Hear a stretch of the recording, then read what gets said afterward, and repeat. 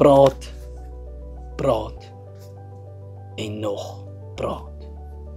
Ja, die mens hou daarvan om te praat en om te kla, om te sê wat als verkeerd en sleg is. Want hy kan dit doen terwyl hy gemaklik agteroor sit en sy lewe geniet. Maar wanneer woorde en aksies omskep moet word, is hy stil.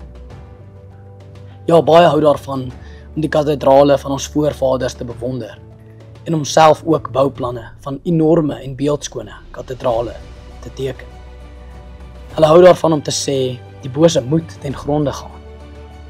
Maar wanneer 'n baksteen en troffel in sy hand gestop word, is hulle gou om te sê, ja, kathedrale lyk mooi en goed en moet gebou word. Maar ek is nie 'n bouer nie.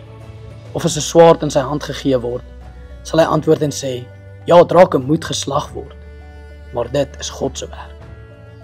So die vraag is, wie is dit wat moet bou? En wie is dit wat moet veg? Ja, as die Here die huis nie bou nie, te vergeefs werk die wat daaraan bou. En as die Here die stad nie bewaar nie, te vergeefs waak die wagter.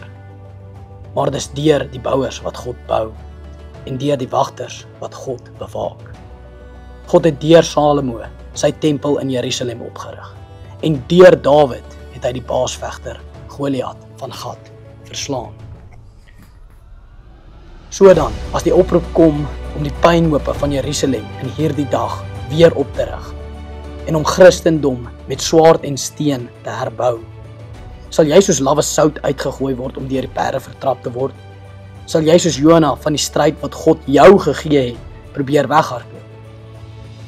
Of sal jy die swaard trek en sy skede weggooi en in hierdie nimmer eindigende stryd vir jou koning stry? Sal jy deel wees van 'n nageslag wat uitroep, Christus is koning? Sal jy aan die einde van jou dae hoor, mooi so, goeie en getroue dienskneg? Of sal jy hoor, jou slegte en luie dienskneg? Kom, wees deel van 'n nageslag wat hom sal dien, want yster slyp yster.